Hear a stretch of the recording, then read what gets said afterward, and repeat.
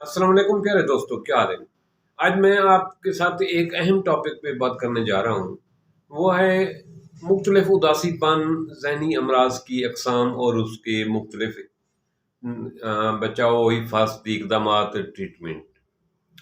پہلی چیز جو ہے وہ ہے اداسی پن، مایوس رہنا،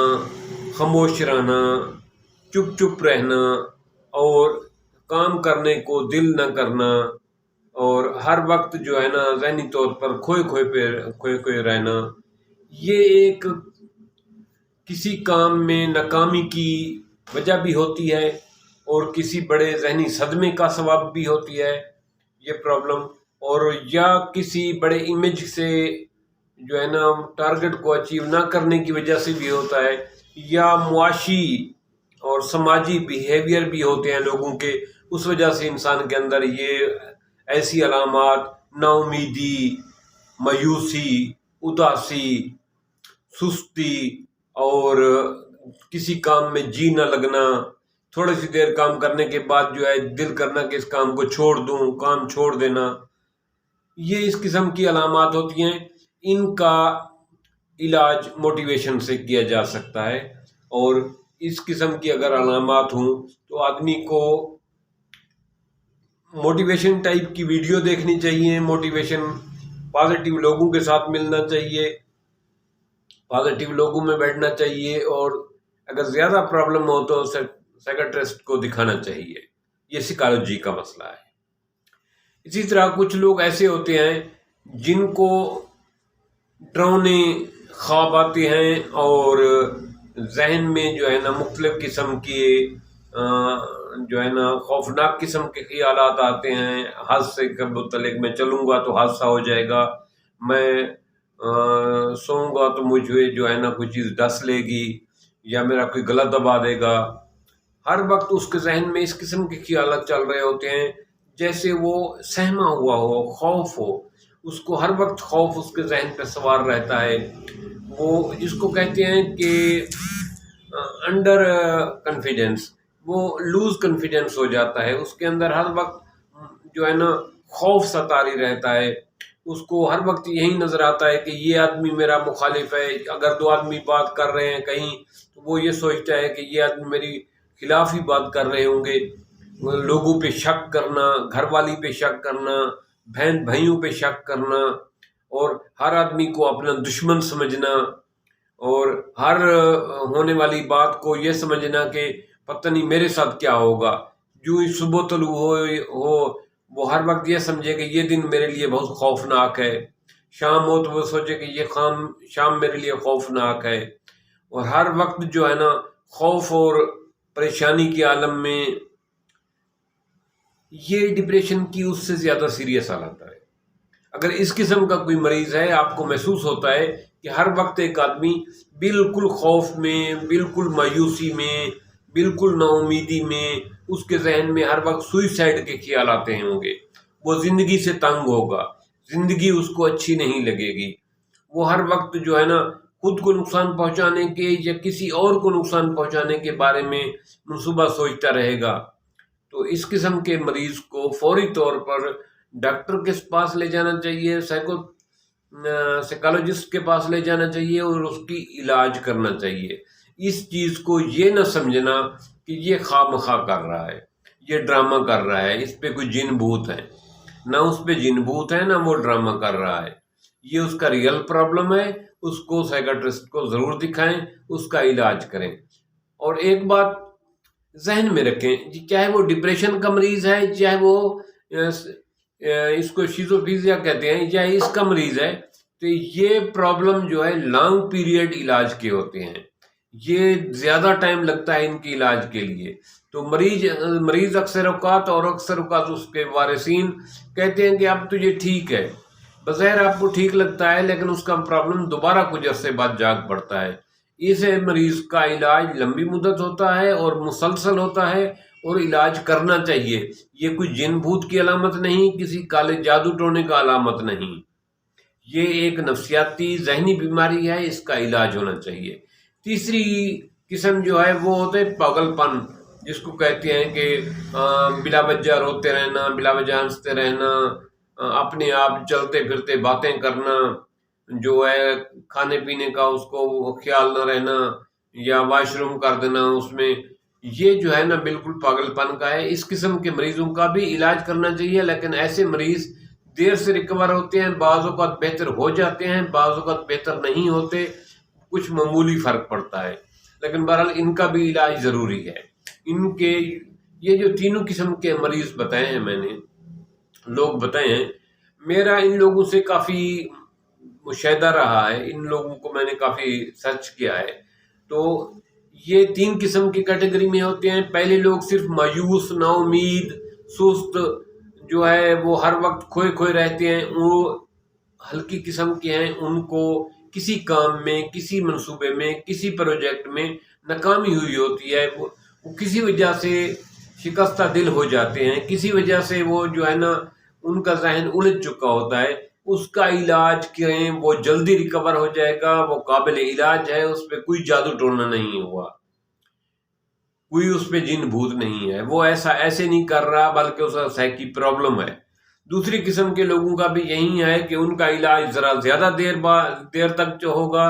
وہ آہستہ آہستہ ریکور ہوں گے، لیکن ان کا بھی علاج کریں۔ اس میں نیند نہ آنا، خوف ہونا، چکر آنا، گر پڑنا اور اپنے آپ باتیں کرنا یا ہنس پڑنا بلا وجہ، یہ اس کی علامات ہیں۔ تو یہ دونوں پہلے جو قسمیں ہیں یہ بہتر ہو سکتی ہیں، ان کا علاج ٹھیک ہو جاتے ہیں، ان کا علاج لمبی مدت چلے گا۔ آپ کے ذہن میں رہے کہ آپ مہینہ، 15 دن، 2 مہینے علاج کر کے چھوڑ دیتے ہیں، ایسا ان کے ساتھ آپ ظلم کرتے ہیں، کیونکہ ان کا حملہ دوبارہ جب ہوتا ہے تو وہ پہلے سے زیادہ خطرناک ہوتا ہے، اور مریض بھی یہی کہتا ہے کہ میں ٹھیک ہو چکا ہوں، جبکہ ایسا نہیں ہوتا۔ اس مرض کا علاج لمبی مدت تک چلتا ہے۔ تو جو تیسری قسم کے لوگ ہیں، جس کو ہم عام لفظوں میں ایسے کہتے ہیں کہ جن کا دماغ ٹل گیا ہو، جو پاگل ہوں، جو کہتے ہیں کہ بھی پاگل پن کے قریب ہیں، پاگل آدھی باتیں ٹھیک کرتے ہیں، آدھی باتیں جو ہے نا پاگلوں والی کرتے ہیں، ایسے لوگوں کا علاج دیر تک چلتا ہے، اور ایسے لوگ مشکل سے ریکور ہوتے ہیں، یہ کچھ بہتر ہو جاتے ہیں، کچھ لوگ ٹھیک ہو جاتے ہیں، لیکن کچھ لوگوں پہ معمولی سا اثر ہوتا ہے ادویات کا، پر ان کا علاج بھی ضروری ہے۔ ہمارے معاشرے میں اس وقت جو کنڈیشن ہے، چاہے پوری ورلڈ کی بات کریں یا پاکستان کی بات کریں، تو بہت سارے لوگ سٹریس، ڈپریشن کا شکار ہیں، نفسیاتی بیماریوں کا شکار ہیں۔ اس کی وجہ ہمارے سماجی رویے، ہمارے گھر کا ماحول، نیگیٹو لوگوں کی میٹنگ، نیگیٹو لوگوں کے ساتھ ملنا جلنا، کیونکہ ہمیں شروع ہی سے ماحول جو ملتا ہے وہ نیگیٹو ہوتا ہے۔ شروع ہی سے جب کوئی بچہ کوئی کام کرنے لگتا ہے، کہتے ہیں آپ سے نہیں ہوگا، آپ سے، اگر وہ خدا نخواستہ ناکام ہو جاتا ہے، تم تو ہو ہی نہیں کٹھو، تم سے ہو ہی نہیں سکتا۔ میں نہ کہتا تھا کہ یہ کسی کام کا نہیں ہے، میں کہتا تھا کہ یہ جو ہے نا پوری زندگی کچھ نہیں کرے گا۔ اس قسم کے نیگیٹو ورڈ بول کر جو ہے نا ہم اس کو نیگیٹو بنا دیتے ہیں، ہم اس کو نفسیاتی مریض بنا دیتے ہیں۔ ہمارا ایک عزیز تھا، اس نے